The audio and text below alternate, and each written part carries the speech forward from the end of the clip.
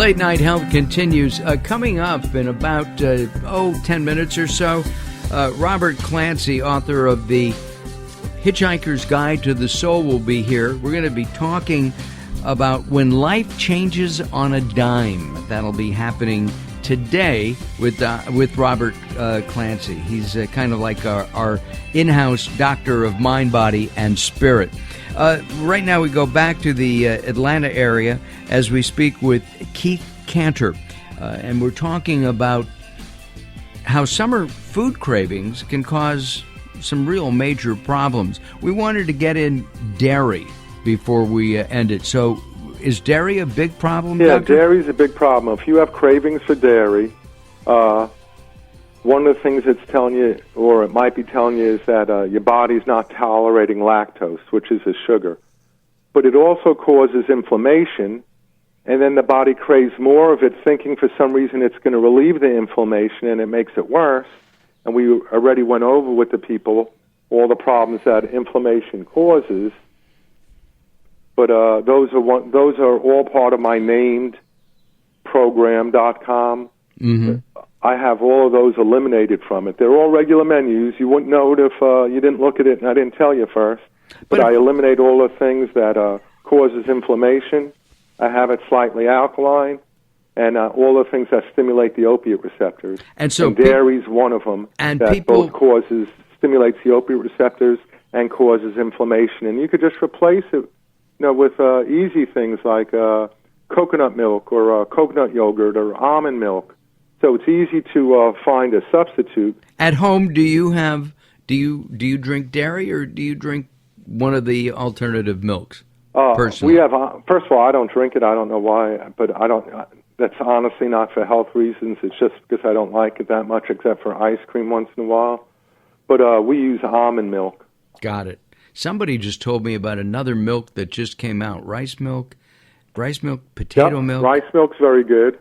And they even have other milks, it's not just almond. They have some other milks that are made out of nuts that are much better for you. And they even have soy milk. Right, soy milk too. Is lactose intolerance a common thing, or does everybody react to that? No, it's. I don't even think it's that common. But like my wife is gluten intolerant. I happen to be lactose intolerant, so once I found that out, where it just, bothered my stomach. I didn't know why. It didn't develop until I was at least 40, because I never noticed it when I was a kid. So, but gluten intolerance is becoming bigger and bigger. Not celiac disease, which is less than 0.6% of the people have it, but gluten intolerance. And that's one of the things that I stay away from is gluten, because it both, stimulates the opiate receptors and causes inflammation. Even though you're not particularly sensitive to? Yeah, I'm not gluten intolerant, but I know that it's not good for you. Got it. It's hard to go in front of groups and talk and show them this, and then they come into my house and they see all the all the bad stuff. So I don't want to have to run and hide it every time. So I'd rather not do it. So. Do it. And it makes it easier for my wife. Sure. But gluten is in everything. I mean, it's in ketchup. It's in ice cream. It's not quite as bad as sugar, but it's in more and more things. But gluten is just basically wheat. It's a wheat protein. Yes. What about some summer foods? I mean, we talked about, chicken, potato salad. I remember my mother saying, get the potato salad in the refrigerator because the mayo will rot. And it turns out years later I told her it was the eggs that would go bad first before the mayo, because the mayo had all the chemicals in it unless you're making it yourself. All the preservatives in it. It's sort of like that old Twinkie thing that you keep a Twinkie out for 10 years and pick it up and eat it, and all you'll notice is that it's a little stale.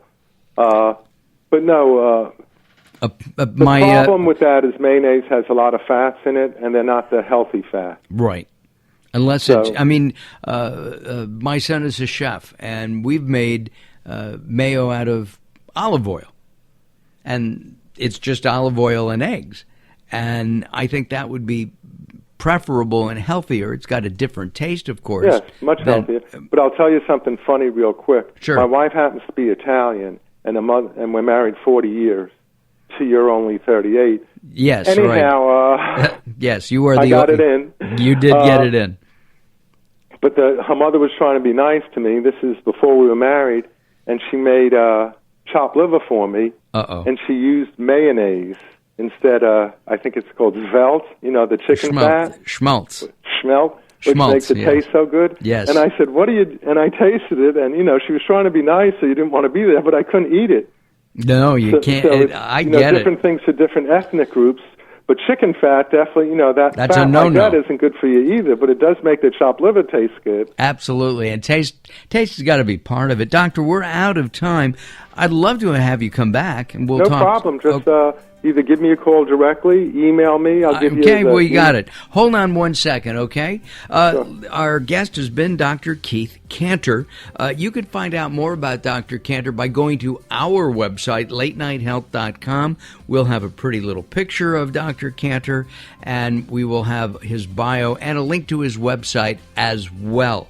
Dr. Kanter will come back, maybe toward the end of the summer. We'll talk some more about maybe healthy foods for the fall. I'm Mark Allen. Coming up next, we've got Robert Clancy. He's got an interesting story, and we're going to talk about when life changes on a dime. Visit us again at latenighthealth.com, latenighthealth.com. I'm Mark Allen. Much more coming up with the insane Darrell Wayne and me as Late Night Health continues.